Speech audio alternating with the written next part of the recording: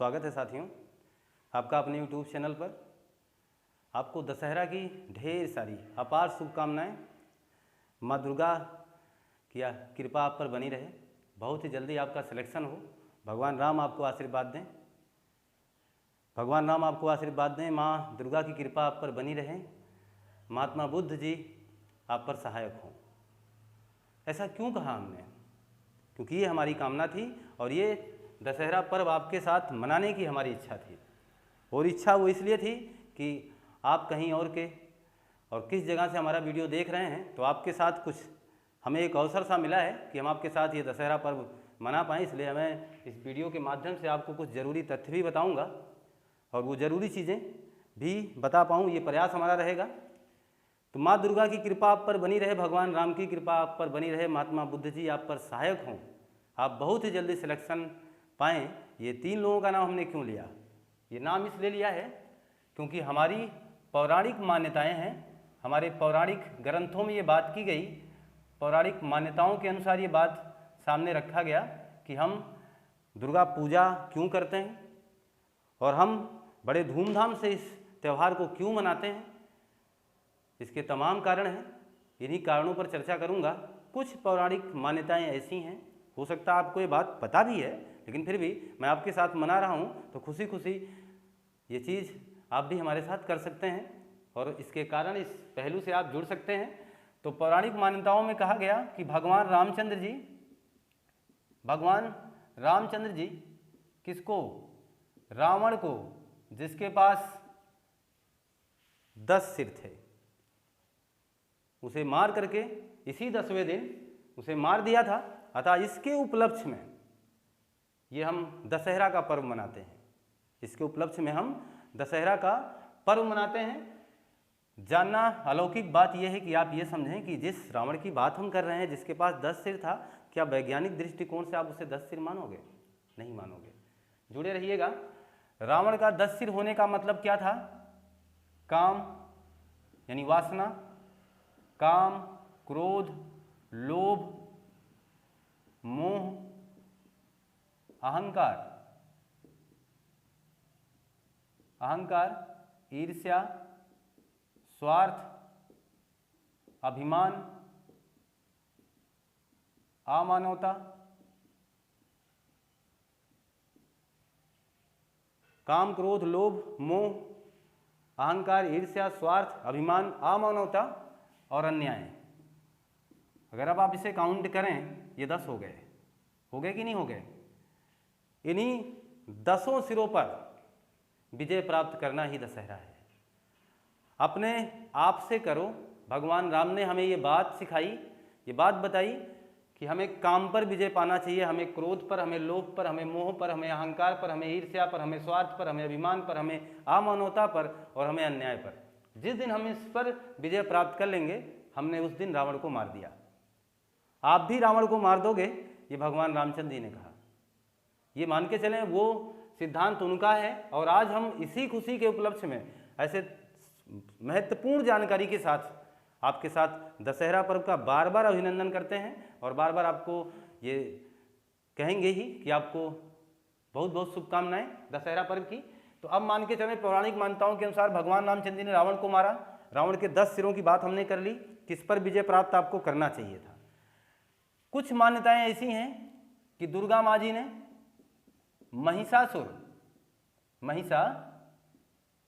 महिषासुर जो कि बहुत ही खतरनाक राक्षस था, ये पौराणिक कथाओं में है।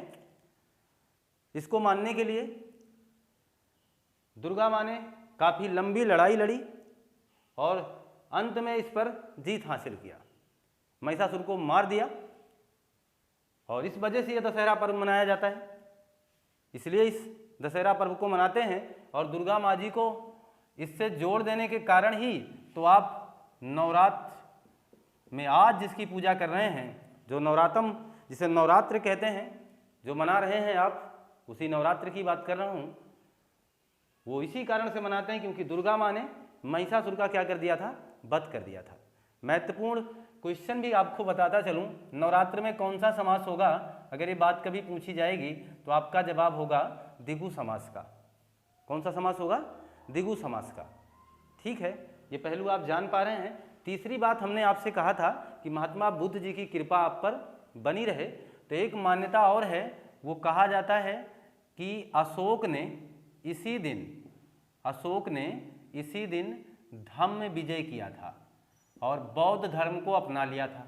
यानी धम्म विजय के नाम से जाना जाता है जिस दिन अशोक ने बौद्ध धर्म अपना लिया, जिस दिन अशोक ने यह कह दिया कि आज के बाद मैं किसी भी प्रकार का युद्ध नहीं करूंगा, ना ही मैं किसी को मारने वाला हूं। जब अशोक ने ऐसा कहा, उसी को धम्म विजय के नाम से जाना गया और इसी दिन से बौद्ध धर्म वालों ने इसे दशहरा के रूप में ही मनाना शुरू किया, लेकिन उसका नाम था अशोक विजयदशमी। उसका क्या नाम था? अशोक विजयदशमी। और आज जो हम मना रहे हैं उसका नाम केवल कितना है? विजयदशमी। क्लियर है ना? तो मैं आपको अपनी पौराणिक कथाओं से, उन मान्यताओं से जोड़ने का प्रयास कर रहा हूँ। बाकी सबको 100 बार नमन करता हूँ, और ये मान के चलें कि भगवान रामचंद्र जी को हमने जोड़ा, दुर्गा माँ जी को हमने जोड़ा और अशोक के इस धम्म विजय को आपके दशहरा के साथ जोड़ दिया, तो ये लिंक आप समझ पाएँ कि हम दशहरा पर्व क्यों मनाते हैं। तीसरी महत्वपूर्ण बात बताएं कि अक्सर हमारे एग्जाम में प्रश्न भी पूछे जाते हैं कि जैसे ओणम त्यौहार कहाँ का है? तो केरल का है। त्योहारों का लिंक हमारे कृषि से भी था और उस आधार पर भी इसका काम होता रहा है। ध्यान दीजिएगा, कृषि से इसका लिंक क्या है? लिंक ये है कि दशहरा खरीफ के फसल जाने का, यानी खरीफ का फसल जाने वाला है, खरीफ के फसल जाने का तथा रबी के फसल के आने का संकेत है। रबी के फसल के आने का संकेत है, आने का संकेत। यानी दशहरा पर्व हम तब मना रहे होते हैं जब हम ये जान जाते हैं कि रबी का फसल जाने वाला है और खरीफ का फसल जाने वाला है और रबी का फसल आने वाला है। और आप देखते होंगे दशहरा के ठीक कुछ ही दिन बाद आप धान की कटाई करते हैं जिसे हम खरीफ की फसल कहते हैं, और फिर हम गेहूं की बुआई करते हैं जिसे हम रबी की फसल कहते हैं। है ना संकेतक? तो दशहरा जब भी आएगा ये आपको बता के जाएगा कि अब क्या होने वाला है, यानी स्वागत है रबी की फसल का और बाय बाय खरीफ की फसल को। तो हमारे पर्व, हमारे त्यौहार हमें बहुत कुछ सिखाते हैं। हम अपने पर्व को ऐसा ही ना लें कि बस जाएंगे देख करके हंसी मजाक करके चले आएंगे, नहीं। पर्व कुछ इस तरीके से मनाएं और इनके महत्व को भी आप जानें तो बेहतर है। क्वेश्चन से जोड़ रखा है आपको। क्वेश्चन से जोड़ने का मतलब ये था कि अगर हम बात करें कि दुर्गा पूजा कब मनाया जाता है, तो अक्सर आपके उत्तर तुरंत हमारे पास आने शुरू हो जाएंगे कि सर लगभग अक्टूबर और नवंबर माह में अक्सर, अक्टूबर में अक्सर होता है, सितंबर लास्ट में या अक्टूबर में, यही आप बताओगे। लेकिन मैं ये नहीं पूछ रहा था, मैं पूछ रहा था हिंदी का महीना। तो हिंदी के महीने बहुत कम ही लोगों को याद रहते हैं, तो ध्यान दीजिए किस महीने में होता है, मैं उसकी भी बात कर लेता हूँ, आप इस चीज़ को भी याद कर लें। चैत्र, बैसाख, ज्येष्ठ और कौन होगा? आषाढ़, यही तो। चैत्र, बैसाख, जेठ, आषाढ़ और एक होगा श्रावण, एक होगा भाद्रपद। चैत्र हो गया, बैसाख हो गया, जेठ हो गया, आषाढ़ हो गया और एक श्रावण लिख दिया, भाद्रपद लिख दिया। और अब आपका नंबर आ गया कुंवार पे। कुंवार यानी जिसे हम आश्विन कहते हैं, आश्विन लिखें, आश्विन कहते हैं, ये हो गया। आश्विन के बाद आ जाएगा आपका कुंवार हो गया, तो कार्तिक आ जाएगा बाप, कार्तिक, पूस, वो जो आप इसके बाद क्रमबद्ध तरीका आप याद कर सकते हैं, आगे चल करके कोई दिक्कत नहीं होगी। अगहन पूस जिसे कहते हैं, मार्ग, शीश, पूस, माघ और एक होगा फाल्गुन। क्लियर है ना? कितने महीने हो गए फिर? 2, 2, 4, 2, 6, 6, 12। ये हिंदी के महीने हैं। और दशहरा कब मनाया जाता है? तो आप ध्यान दें, दशहरा मनाया जाएगा आश्विन में। ये चीज़ आपके दिमाग में अब रहनी चाहिए। दशहरा यानी आश्विन में, और आश्विन को ही एक और नाम से जाना जाता है, कुंवार के नाम से जाना जाता है। यहाँ तो आप जान ही रहे हैं, श्रावण को सावन भी कहा जाता है, सावन भी इसे कहा जाएगा, और भाद्रपद को भादों कहा जाता है, फाल्गुन को फागुन कहा जाता है। क्लियर है ना। मार्गशीर्ष देखिए जो लिखा है हमने, इसे अगहन कहा जाता है, अगहन। तो अब हिंदी के नामकरण तो मैंने कर दिया, आप एक महत्वपूर्ण पहलू तो आपको जोड़ ही दिया। अब आप वो नहीं कहिएगा कि अक्टूबर में होता है, अब आप किसी से कहिए तो आश्विन कहिए, हमारा दशहरा पर्व आश्विन माह में पड़ेगा। और एक महत्वपूर्ण बात ध्यान दें, जब भी चैत्र होगा तो ये 2 महीनों में बटा होगा, यानी आज का जो महीना उसके 2 महीने इसमें शामिल होंगे, मार्च से अप्रैल, यानी 30 ही दिन होगा, वो बात नहीं है 15 मार्च का 15 अप्रैल का। फिर देखिएगा इसके बाद अप्रैल से मई, क्लियर समझ पा रहे हो ना, मैं 2 बार नहीं लिख रहा हूँ, अप्रैल से मई, मई से जून, जून से जुलाई, ये चीज़ समझना। यानी मई और जून का हिस्सा ज्येष्ठ में है, जून और जुलाई का हिस्सा आषाढ़ में है, जुलाई और अगस्त का हिस्सा किस में है, इस श्रावण माह में है, और अगस्त और सितंबर का हिस्सा किस में है, अगस्त और सितंबर का हिस्सा किस में है, इस भाद्रपद में है। और अब जरा ध्यान दें, फिर सितंबर और अक्टूबर देखिए जरा यहाँ पे, सितंबर प्लस कौन, अक्टूबर, किस में आ जाएगा, देखो अश्विन में। यही तो पड़ता है आपका दुर्गा पूजा, पड़ता है कि नहीं पड़ता, सितंबर लास्ट अक्टूबर का प्रारंभ, यानी सितंबर का 15 अक्टूबर का 15, इससे बाहर तो जाएगा ही नहीं ये अपना दुर्गा पूजा, है ना। तो ये चीज़ हमने आपको बता ही दिया। अब जरा ध्यान दें, अक्टूबर, अक्टूबर प्लस नवंबर, ये कार्तिक का होगा, नवंबर प्लस दिसंबर ये अगहन का होगा, और दिसंबर प्लस जनवरी ये पूष होगा, और जनवरी प्लस फरवरी ये माघ होगा, और फरवरी प्लस मार्च, लीजिए आ गई होली फागुन में। कहते हैं ना होली कब होती है, फागुन में, आ गई ना होली फागुन में। तो सिद्ध हो गया कि नहीं हो गया, अपना ये जो ग्राफ बना ये आपके सामने सही ढंग से सिद्ध हो पाया कि नहीं हो पाया। तो आज से ये महत्वपूर्ण जानकारी अपने साथ समाहित करें, वाकई में ये आपके किसी भी एग्जाम के दृष्टिकोण से महत्वपूर्ण साबित हो सकता है। आपने देखा है, आपसे मंदिर पूछे जाते हैं, आपसे मेले पूछे जाते हैं, आपसे आपका पर्व भी पूछा जाएगा।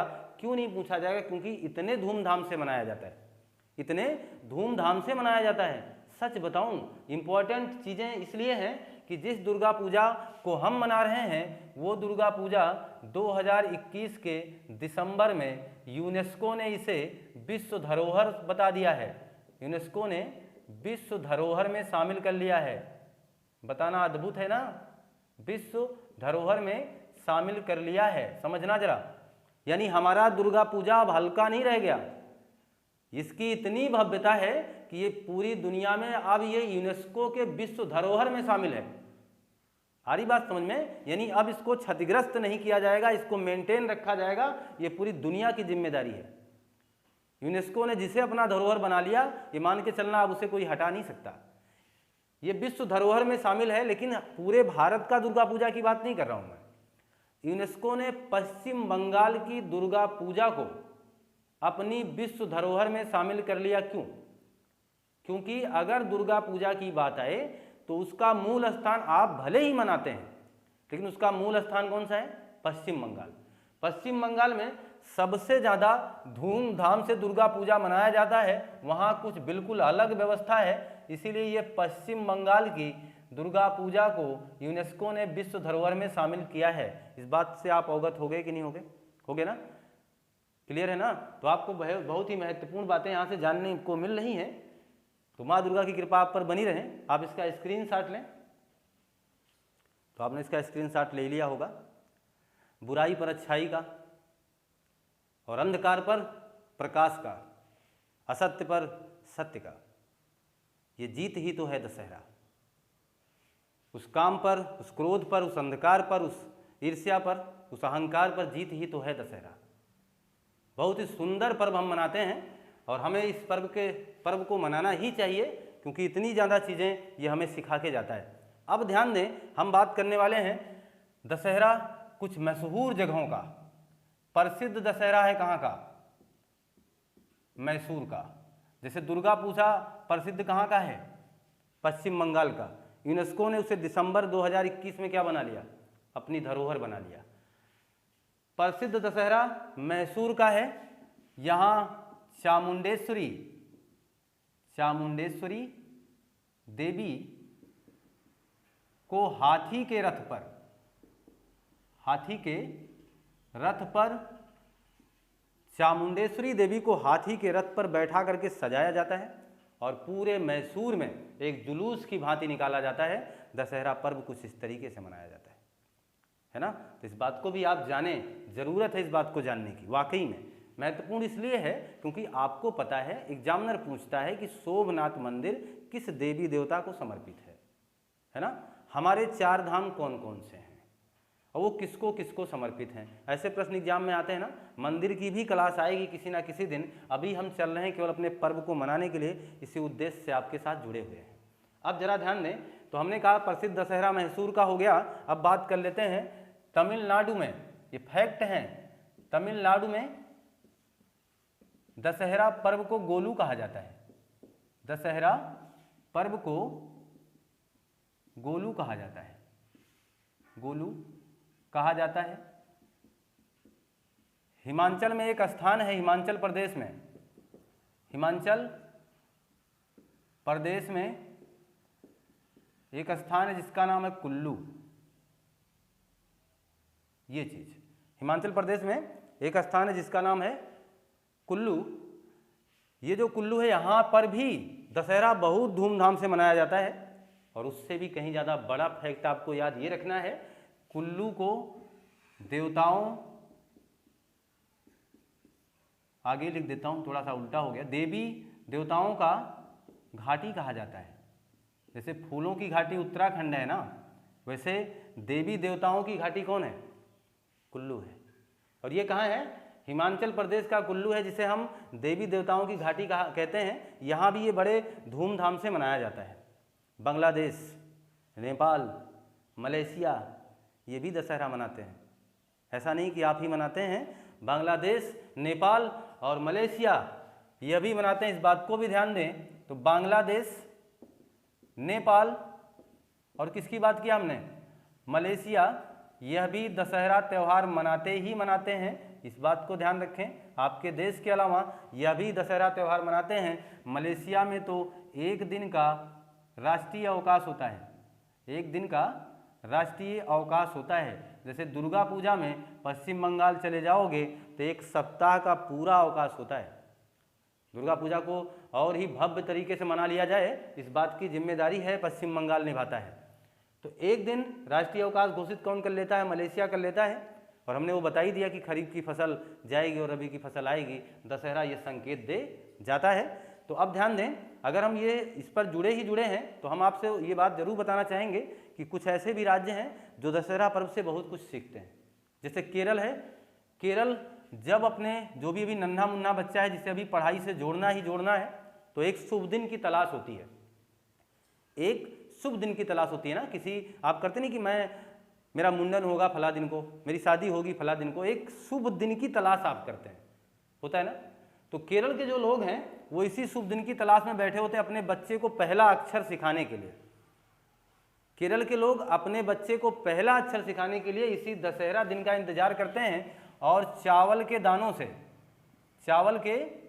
दानों से एक ट्रे पर उससे पहला अक्षर बनवाने का प्रयास करते हैं। और अगर वो ज़्यादा समझदार है, कुछ ज़्यादा पढ़ा लिखा है, 2, 4, 5 में पहुंच चुका है, यानी अक्षरों की पहचान कर चुका है, तो उससे लिखवाते हैं ओम श्री गणपताय नमः। हमारी बात सुन में, यानी ये सीख होती है हमारे शिक्षा की कि हमें अपने देवी देवताओं के माध्यम से आगे कैसे बढ़ना है। मैं नहीं कहता कि हर बातों का आप अनुसरण करें अपने वैज्ञानिक जीवन में। मेरा केवल इतना उद्देश्य है कि इनके दिए हुए अच्छे रास्तों को अपना करके हम अच्छी चीज़ों को हासिल कर सकते हैं, है ना। हम अपने अच्छे विचारों को बदल सकते हैं, अपने बुरे विचारों को त्याग सकते हैं, अच्छे विचार अपना सकते हैं। हमारे त्यौहार हमें यही सिखाते हैं। और ये तमाम जो फैक्ट थे हमने दशहरा पर्व से लेकर के आपको समझाने और बताने का प्रयास किया। क्वेश्चन इसलिए इम्पॉर्टेंट है, ये बात आपको जानकारी मैं इसलिए दे रहा हूँ क्योंकि आपसे क्वेश्चन पूछा जाता है। आपसे आपके 4 धाम पूछे जाते हैं, है ना। ये पवित्रता है ना, ये धर्म से जुड़ा हुआ है ना, ये हमारे मंदिर है ना, ये हमारे धाम है ना, हमारे ये पर्व पूछे जाते हैं, पूछे जाएंगे। ओणम क्या है? त्यौहार ही तो है। क्यों पूछा गया एग्जाम में? तो दशहरा क्यों नहीं पूछा जाएगा आपसे? पूछा जाएगा। आप इसे लाइटली ना लें, ये आपके एग्जाम के दृष्टिकोण से बहुत भी महत्वपूर्ण है। इसलिए मैंने इस टॉपिक को आपके साथ मनाने में कोई हिचक हमें नहीं हुई, मैं खुशी खुशी इस बात को मनाने के लिए तैयार हुआ। मुझे लगा कि मेरे बच्चों के साथ मुझे अपना ये पर्व मना लेना चाहिए और मैं ऐसा कर रहा हूँ। और मुझे लगता है मुझे आप भी इस बात से खुश हैं और आपको भी इससे काफ़ी अच्छा अनुभूति और ज्ञान मिल रहा है, यह आप जान पा रहे हैं। अब ध्यान दीजिए, मैं अगर धर्म की बात करूं तो 4 धाम दो हमारे हैं। एक है बद्रीनाथ, बद्रीनाथ ये धाम हो गया। नीचे अगर आप जाएंगे तो आपको मिलेगा रामेश्वरम। नीचे क्या मिलेगा? रामेश्वरम, बद्रीनाथ, और एक मिल जाएगा आपको रामेश्वरम, और एक मिल जाएगा आपको द्वारका। बद्रीनाथ, रामेश्वरम और द्वारका, और एक आपको मिल जाएगा अब जगन्नाथपुरी। जगन्नाथपुरी क्रमबद्ध तरीके से अगर भी आप जानना चाहो, अगर आपको चारों धाम घूमना ही घूमना अपने जीवन में, तो मैं आपको स्थान यथावत बता दे रहा हूं। बद्रीनाथ आपको मिलेगा उत्तराखंड में, सही है। बद्रीनाथ आपको कहाँ मिलेगा? उत्तराखंड में। जगन्नाथपुरी आपको कहाँ मिलेगा? उड़ीसा में। रामेश्वरम आपको कहाँ मिलेगा? तमिलनाडु में, तमिलनाडु में। और द्वारका धाम आपको कहाँ मिलेगा? तो गुजरात में मिलेगा द्वारका धाम। क्लियर है ना? यहाँ तो मुझे लगता है आपको कोई दिक्कत अब होना ही नहीं चाहिए। बद्रीनाथ धाम किसको समर्पित है, ऐसा एग्जामिनर क्वेश्चन करता है जी। केदारनाथ, कभी कभार हम 4 धामों में कंफ्यूज हो जाते हैं, बद्रीनाथ केदारनाथ एक साथ पढ़ लेते हैं, है ना। तो वो जो 4 धाम है वो उत्तराखंड के 4 धाम हैं, उसको भी जाने रखो, गलत मत करिएगा। उत्तराखंड के 4 धाम कौन कौन से हैं?